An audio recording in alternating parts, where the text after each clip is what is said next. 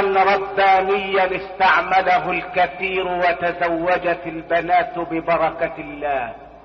هذا الدواء يتلخص فيما يلي: إذا كانت ليلة الجمعة وإذا كان وقت السحر وهو ثلث الليل الأخير، أي قبل الفجر ب3 ساعات، وهو الوقت الذي أجل يعقوب فيه الاستغفار حتى يأتي وقت السحر، عندما قال له أبناؤه: يا أبانا استغفر لنا ذنوبنا إنا كنا خاطئين. قال: سوف أستغفر لكم ربي.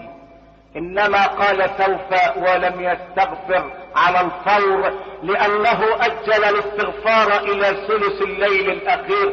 ولماذا ثلث الليل الأخير؟ لأن الله ينادي في عليائه وكبريائه في ثلث الليل الأخير ويقول: هل من سائل فأعطيه، هل من مستغفر فأغفر له، هل من تائب فأتوب عليه.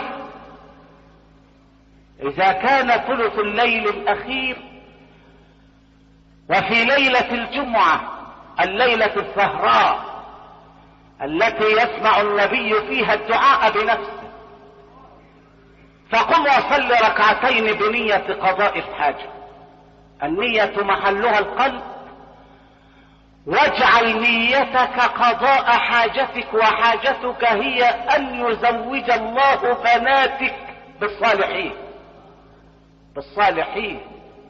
فإذا ما سلمت التسليمتين بعد الفراغ من صلاة الركعتين، والركعتان عاديتان تقرأ بهما بالفاتحة وسورة بعد الفاتحة، أي سورة، توجه إلى الله بعد ذلك وقل هذا الذكر الذي علمناه رسول الله: لا إله إلا الله الحليم الكريم، سبحان الله رب العرش العظيم، الحمد لله رب العالمين، أسألك موجبات رحمتك وعزائم مغفرتك والسلامة من كل إثم والغنيمة من كل بر والعصمة من كل ذنب، لا تدع لي ذنبا إلا غفرته ولا كربا إلا فرجته ولا حاجة هي لك رضا إلا قضيتها يا أرحم الراحمين.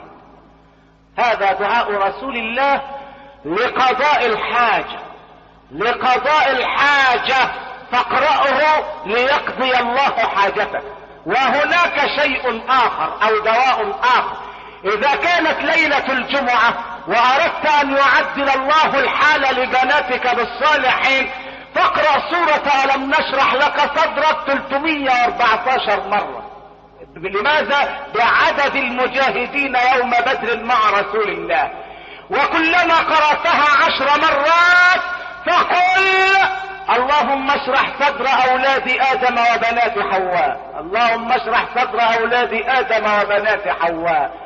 إذا ما قرأتها كل 10 مرات وهي 314 مرة تدعو بهذا الدعاء: اللهم اشرح صدر أولاد آدم وبنات حواء. هذا ذكر جربته أنا ففتح الله الباب بعدما أغلق الباب بالمزاليج والمصاريع.